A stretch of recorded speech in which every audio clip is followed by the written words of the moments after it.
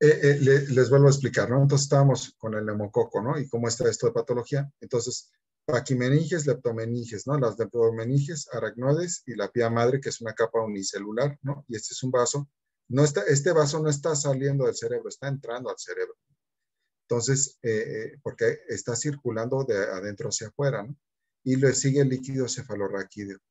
Entonces, las bacterias, ¿no? Están en este espacio subaracnoideo y obviamente hay una respuesta inflamatoria terrible, ¿no? Empiezan a migrar leucocitos, etcétera, y se empieza a formar estos exudados purulentos en esta zona. Pero aparte, estos vasos también sufren mucho, ¿no? Empieza a haber tumefacción, inflamación, enrojecimiento, y por eso se ven todos estos exudados hemorrágicos. Y pudiera haber áreas de isquemia cerebral, ¿no? Si el vaso sufre mucho, ¿no? Ahora, si la pus está por arriba o la inflamación infecciosa está en la paquimeninge, normalmente no afecta el cerebro o no lo afecta de esta forma, ¿no? ¿Por qué? Porque no se está distribuyendo por el líquido cefalorraquídeo, no se puede ir a donde quiera, ¿sí? Y generar un cuadro tan grave, si no se queda muy localizada, ¿no? Entonces, las paquimeningitis, pues realmente son abscesos epidurales, ¿no? Que sí los llegamos a ver, sí generan problemas, pero son de fácil tratamiento. Digo, fácil es operarlo, ¿no? Pero se cura. Esta meningitis tiene 30% de mortalidad, que les digo es la más frecuente en adultos, ¿no? Y por el estreptococo pneumoniae. Y las bacterias tienen tropismo, ¿no? No se instalan en cualquier parte al azar, como que les gusta ciertas zonas del cerebro y ciertos tejidos, ¿no? Y les digo, pues es como el COVID, ¿no? Le gusta irse a ciertas células con el receptor, ¿no? Para la enzima convertidora de la angiotensina, pues afecta mucho los vasos, el pulmón, etcétera. Pues no, o sea, tiene un tropismo, ¿no? ¿Por qué? Porque tiene el receptor. Las bacterias tienen tropismo, les gusta irse a ciertas zonas del cerebro, ¿no? Entonces, la mayoría de las bacterias se van hacia la convexidad, ¿no? Y que son zonas con mucha circulación del líquido y tienen la circulación venosa, ¿no? Entonces, de alguna forma ahí encuentran sus nutrientes que necesitan, ¿no? Y menos competencia inmunológica, ¿no? Entonces, el daño es en esa zona y esto es característico. Les digo, esto tiene 30% de mortalidad.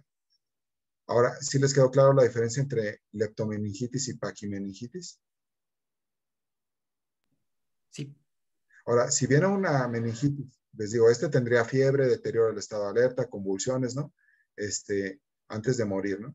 Si viene así de la comunidad, pues lo que yo tengo que hacer es una punción, ¿no? De líquido cefalorraquídeo, lo mando a estudiar y aparte, pues le empiezo antibiótico. No me voy a esperar a que estén los resultados porque, pues el paciente, desde que saco el líquido, me voy a dar cuenta que está turbio, ¿no? Este caso, el que tienen a su derecha, si se fijan, también son cadenas de cocos, ¿no? Muy parecidos a estos, ¿no?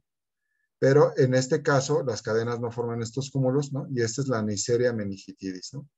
Esa es más rara.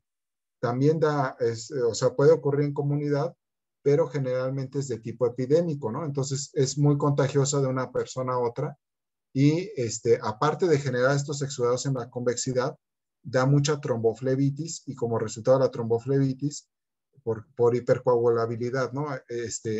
Empieza a haber todos estos petequias, ¿no? Y trombocitopenia, ¿no? Porque hay mucho consumo de las plaquetas. Y entonces tenemos estas manchas de tipo purpúrico, ¿no? En el tórax, en las extremidades.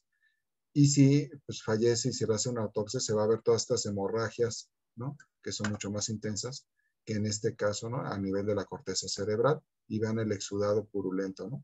Y esa es la Neisseria meningitidis, afortunadamente mucho más rara que la otra, ¿no? Pero esta, por ejemplo, si yo tengo un paciente, a los dos los tengo que aislar, ¿no? Pero en el caso de la Neisseria meningitidis, si existe, primero que nada, puedo darme cuenta que tiene petequias y hemorragias y todo. Entonces, yo ya desde ahí digo, pues no es un caso de neumococo, ¿no? Este es un caso de Neisseria, ¿no? Y es más grave. ¿Por qué? Porque la mortalidad es más alta de este tipo de pacientes, ¿no? Llega hasta el 70%. Va a haber convulsiones, va a haber muchas cosas, ¿no? Pero aparte es epidémica, ¿no? Es decir, se contagia mucho entre las personas que están en una misma familia y obviamente con el personal de salud también. Es decir, en cuanto me llega este paciente al hospital y lo veo con sus petequias, su meningitis y le hago la punción y sale purulenta, es muy probable que yo ya me contagié o yo ya me expuse a la bacteria, ¿no? Y por lo tanto, en estos casos, en epidemiología, se les da un esquema profiláctico que va variando de hospital a hospital y de año con año, ¿no? Antes era el ciprofloxacino y de repente ya es otro antibiótico, ¿no? Al personal que estuvo expuesto para que no lo lleve a su casa, ¿no? Y de ahí empieza otro brote. Y les digo, en estos casos generalmente son brotes de varios familiares o varias gentes en la misma comunidad, no nada más, no es esporádica como esta, ¿no? Estas son epidémica y en brotes comunitarios, ¿no? ¿Sí les queda claro? Y les llega esto aún como internos o como sea, están en urgencias y todo, pues lo habitual es que a todo el mundo le den su antibiótico, es un solo día de antibiótico, pero no los dan a todos, ¿no? Y si no se los dan, pues pídanlo, y si no, pues tómenselo, ¿no? Mejor un día de un antibiótico de más a llevarles algo a su casa, ¿no? Ahora, ¿qué es la desgracia del COVID, no? Que pues cuando uno se enfermaba, lo llevaba uno a su casa y se enferma toda la familia, ¿no?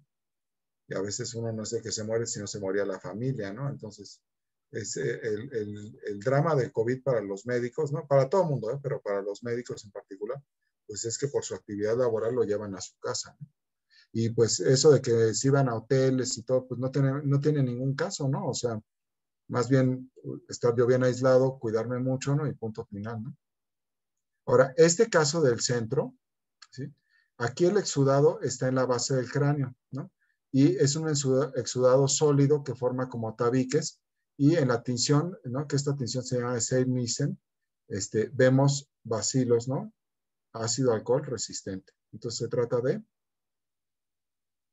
Mycobacterium, Tuberculosis. tuberculosis.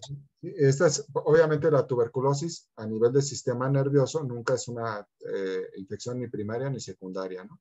O sea, ya viene de otro lado, de pulmón o de otro, o de riñón o de algún otro origen, ¿no? Su diseminación es terciaria, ¿no? Al cerebro.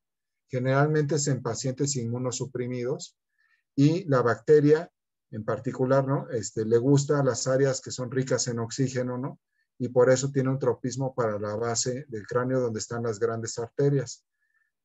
Como ustedes saben, ¿no? La micobacteria genera una respuesta inflamatoria diferente a las respuestas que generan estas bacterias, ¿no? Aquí es una respuesta de tipo granulomatoso, ¿no? Migran macrófagos, se empieza a ver fibroblastos y toda esa reacción inflamatoria forma un plastrón inflamatorio muy parecido a lo que sucede en otras partes del cuerpo con la tuberculosis, ¿no? Y pero aquí es el cerebro, ¿no? Y en la base del cráneo, pues entran las carótidas, las arterias vertebrales, las cerebrales medias, están todos los pares craneales, ¿no? Y entonces todo eso se queda metido dentro de ese plastrón inflamatorio. No circula el líquido cefalorraquídeo, no es nada raro que tengan hidrocefalia, ¿no? Y aparte tienen infartos cerebrales, ¿no? ¿Por qué? Porque la reacción granulomatosa afecta a las arterias cerebrales y les genera infartos cerebrales, ¿no? Entonces la infección por micobacterias tuberculosa a nivel cerebral es mucho más grave que estas dos, ¿no?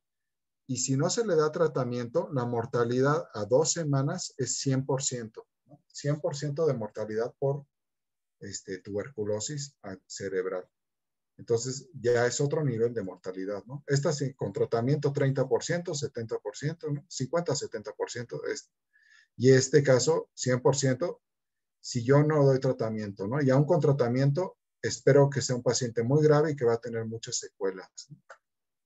¿Por qué? Por la reacción granulomatosa que me va a afectar pares craneales y me va a afectar la circulación cerebral y el líquido cefalorraquídeo también. Entonces va a haber infartos, va a haber pares bajos, va a haber tercer par, va a haber etcétera, ¿no? Y aparte una serie de trastornos endocrinos, ¿no? Es muy grave en general. ¿Les queda claro las diferencias entre todas estas? Sí, doctor. Sí, doctor. La tuberculosis, pues en algún tiempo se pensó que iba a desaparecer, ¿no? Ya con los antibióticos y los esquemas de triple esquema, ¿no? Más refuerzos, etcétera. Se pensó que iba a desaparecer, pero cuando empezó a haber los casos de inmunosupresión, ¿no? De